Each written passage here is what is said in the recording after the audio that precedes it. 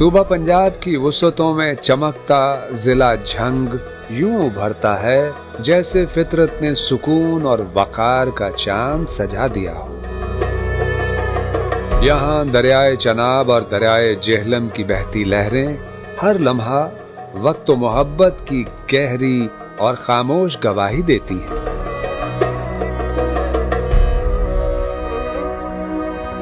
زبان و ادب کے گلزار ضلع جھنگ میں الفاظ عجب لہجے میں خوشبو بن کر بکھرتے ہیں، اور آج بھی صوفیانہ افکار مٹی سے اٹھتی بہک کی طرح دلوں میں یوں اترتے ہیں جیسے راز۔ ضلع جھنگ کی خوبصورت تحصیل احمد پور سیال کا مقام گڑھ مہاراجہ اپنی سادگی اور روحانیت میں یوں ڈوبا محسوس ہوتا ہے جیسے وقت یہاں آ کر ٹھہر سا گیا ہو۔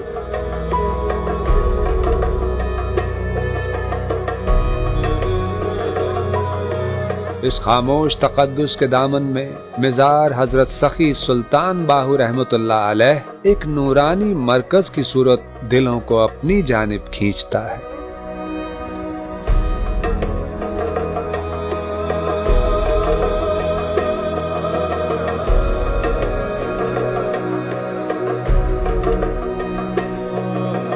بر صغیر کے عظیم صوفی شاعر سلطان العارفین اور سلطان الفقر حضرت سخی سلطان باہو رحمت اللہ علیہ ان برگزیدہ ہستیوں میں شمار ہوتے ہیں جنہوں نے اپنے فیض باطن سے بر صغیر پاک و ہند کے ان گنت دلوں کو نور حق سے منور کیا۔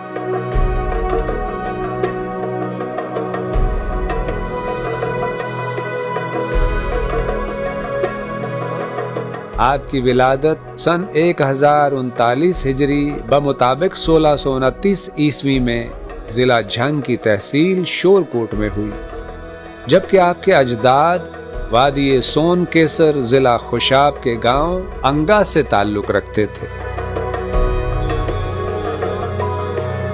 آپ رحمت اللہ علیہ کے والد گرامی حضرت بازید محمد آبان علیہ الرحمہ مغل فرما رواں شاہ جہاں کے عہد میں ایک باوقار منصب پر فائز سپاہی تھے۔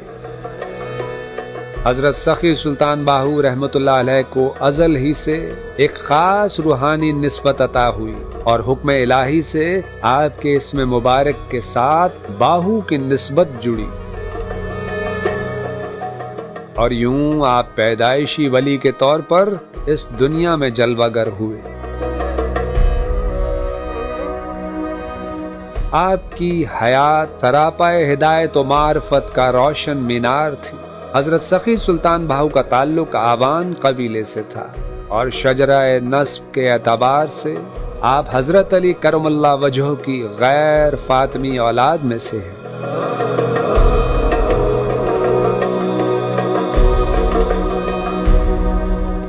جبکہ روحانیت کے حوالہ سے آپ غوث العظم حضرت شیخ عبد القادر جیلانی رحمت اللہ علیہ کے سلسلہ قادری کی معروف شاخ سروری قادری کے منظم و مجدد کے طور پر پہچانے جاتے ہیں۔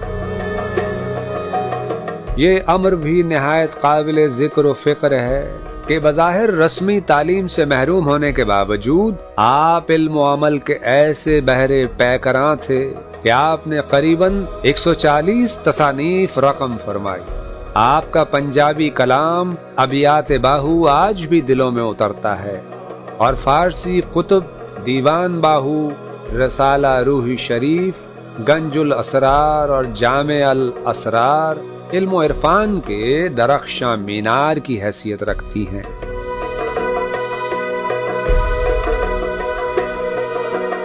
علوم تصوف و معرفت کے بے کنار سمندر میں آپ کو یہ امتیاز حاصل ہوا کہ روحانی طور پر آپ نبی آخر الزمان حضرت محمد صلی اللہ علیہ وآلہ وسلم کے دست نور و صداقت پر بیعت ہوئے، جو آپ کے باطنی کمال کا روشن مظہر ہے۔ دست بیعت کرد مارا مصطفیٰ، فرزند خود خواندست مارا مجتبی۔ خاک پایم از حسین و از حسن، معرفت گشتست بر من انجمن۔ یعنی کہ مجھے محمد رسول اللہ صلی اللہ علیہ وسلم نے خود اپنے ہاتھ پر بیعت فرمایا، اور پھر اپنا بیٹا کہہ کر پکارا، لیکن پھر بھی میں ان کے بیٹوں حسن اور حسین کے پاؤں کی خاک ہوں، اس لیے کہ یہ ساری اللہ کی معرفت مجھ پر پوری طرح عیاں ہے۔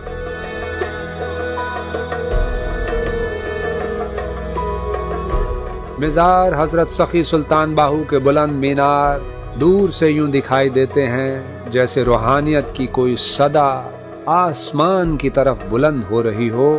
دربار کا کشادہ داخلی دروازہ زائرین کو ایک وسیع و عریض احاطے میں لے آتا ہے۔ یہاں سنگ مرمر کی شفاف ٹائلیں روشنی کی مانند چمکتی ہوئی محسوس ہوتی ہیں۔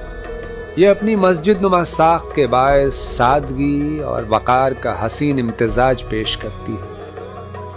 اس کی دیواروں پر سجی نفیس اور متوازن رنگوں کی ٹائلیں اور خطاطی کے نادر نمونے حسن و ترتیب کا خوبصورت اظہار ہیں۔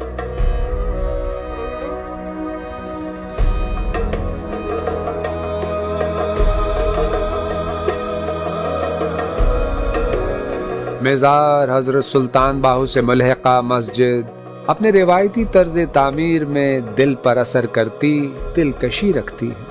مزار حضرت سخی سلطان باہو کے وسیع لنگر خانے میں روزانہ ہزاروں افراد کو 3 وقت کا کھانا اس اہتمام سے پیش کیا جاتا ہے کہ یہاں سخاوت ایک زندہ روایت کی صورت اختیار کر لیتی ہے۔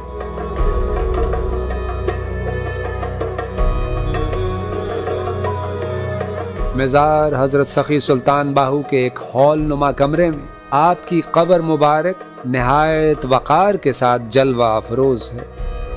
اس کے گرد اس خطے کی ثقافتی روایت کے مطابق رنگین لکڑی کی پلنگ نما زری یوں سجی ہے جیسے عقیدت نے خود ایک حصار قائم کر دیا ہو۔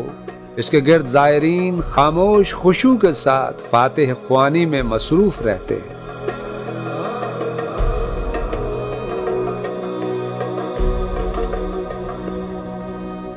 یہاں قریب ہی موجود آپ رحمت اللہ علیہ کے رفقا اور سجادہ نشینوں کی قبریں روحانی نسبت کو مزید گہرا کر دیتی ہیں۔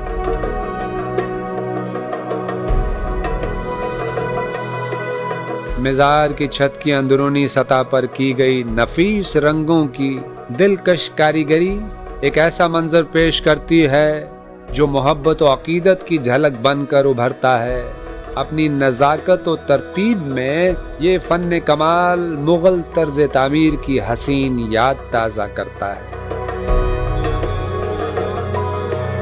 سلطان الفقراء اور سلطان العارفین حضرت سخی سلطان باہو 1102 ہجری بمطابق 1691 عیسوی میں اس جہان فانی سے پردہ فرما گئے، مگر آپ کی روحانی نسبت آج بھی دلوں میں زندہ ہے۔